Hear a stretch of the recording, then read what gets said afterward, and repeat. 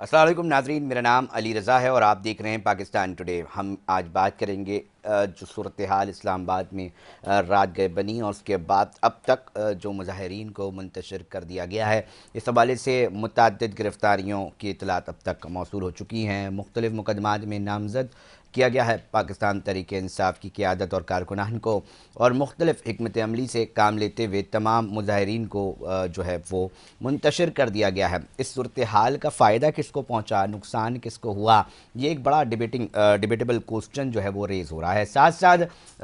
बात की गई, जो हुकूमत है वो अपना मौक़िफ़ इख्तियार करती दिखाई देती है कि जनाब तारीख़ में ऐसा कोई इनकलाब इतनी जल्दी वापस नहीं गया जितनी जल्दी ये वाला इनकलाब गया, और तमाम लोगों को जो है उनके ख़िलाफ़ जो कानूनी कार्रवाइयों का सिलसिला है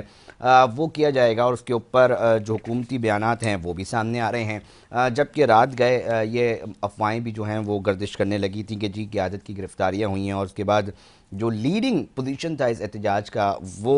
बुशरा साहिबा थी जो कर रही थी, और फिर जो वज़ीर आला के पी हैं अली अमीन गंडापुर साहब वो कर रहे थे। उसके बाद ऐसे ही हालात बदले और लोगों ने देखा कि जनाब फिर इत्तलात आने लगी कि जी वो फ़रार हो गए हैं, कहीं चले गए हैं। पहले ये बयानात आ रहे थे कि कोई भी गिरफ़्तार हुआ या कोई इस तरह की सूरत हाल हुई तो ये दुरुस्त नहीं होगा। अब इसके ऊपर थोड़ा सा बात कर लेते हैं, ओवरऑल सिचुएशन अब तक क्या बन चुकी है इस्लामाबाद में, और क्या जो वहाँ पर इतलात हैं वो अब तक मौजूद हैं, उस पर बात कर लेते हैं। तज़ियाकार हैं सालेह अब्बासी साहब, इस्लामाबाद में ही तमाम चीज़ों को कवर कर रहे थे। सालेह साहब, क्या है मामला, थोड़ा सा हम जानना चाहेंगे, हमारे नाजरीन जानना चाहेंगे कि रात गए तक अब तक की क्या सूरत हाल है। जी बहुत शुक्रिया अली रज़ा साहब। देखिए इस वक्त इस्लामाबाद की और इनफैक्ट अगर मैं पिंडी का भी जिक्र करूं, रावलपिंडी शहर, तो दोनों जो जुड़वा शहर हैं वहां पर हालात तकरीबन जो है वो मामूल पर आ चुके हैं। आज सुबह अलग सुबह इस्लामाबाद के जो बेशतर मकामात जिनको बंद किया गया था वहां से कंटेनर्स हटा दिए गए थे। मोबाइल नेटवर्क जो था वो भी बहाल हो गया था, जो मोबाइल डाटा है वो बहाल हो गया था, और साथ ही साथ जो दीगर मामूलात थे, जो कारोबारी मराकज़ थे, वो भी दोबारा खुलना शुरू हो गए थे। लेकिन जो तालीमी इदारे हैं वो आज भी जुड़वा शहरों में बंद रहे हैं, क्योंकि कल शाम को ही ऐलान कर दिया गया था कि तालीमी इदारे बंद रहेंगे। फिर गवर्नमेंट ने रात गए ऑपरेशन किया और जिसके नतीजे में जना एवेन्यू और डी चौक और अतराफ के इलाके क्लियर हुए, इसलिए सुबह दोबारा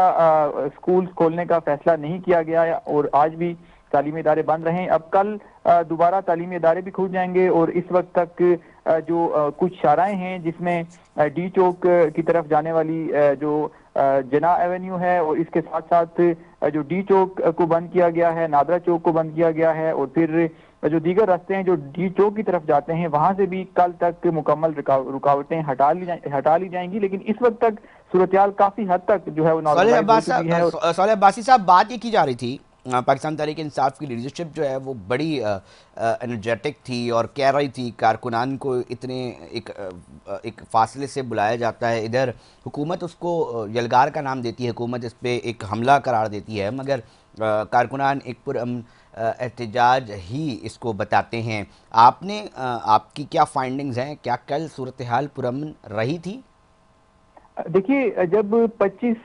नवंबर को शाम 7 बजे के करीब अली अमीन गंडापुर और बुशरा बीबी की क़यादत में जो पीटीआई का मरकजी काफिला था, वो इस्लामाबाद का जो दाखिली रास्ता है जिसको 26 नंबर चुगी कहा जाता है वहां पर पहुंचा, तो उस वक्त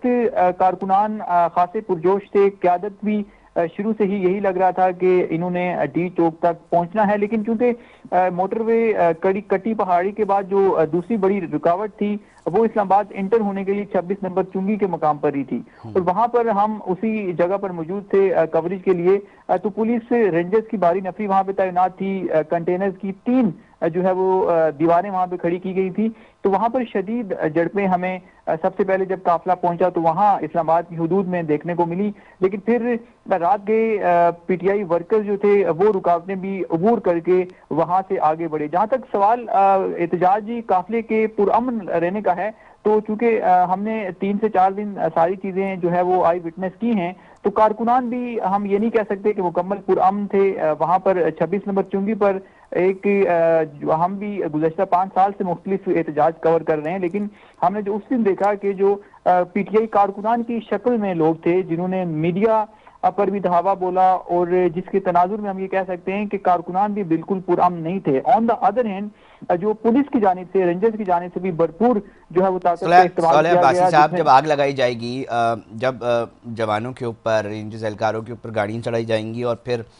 اس طرح کی صورتحال بنے گی، تو ریاست اپنی رٹ کا جو ایکشن ہے وہ جو ہے وہ نہیں کی جائے گی؟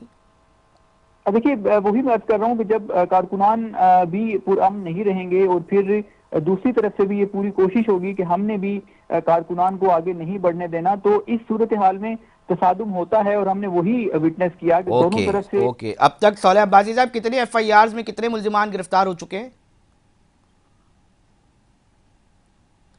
صالح عباسی صاحب ہمارے ساتھ رابطہ کر رہے تھے، فون کال پہ موجود تھے اور بتا رہے تھے کہ صورتحال اس وقت کیا ہے۔ بتایا جا رہا ہے کہ اب وہ صورتحال نہیں ہے، پرامن ہے، اور جو زندگی کے جو معمول ہیں وہ اپنے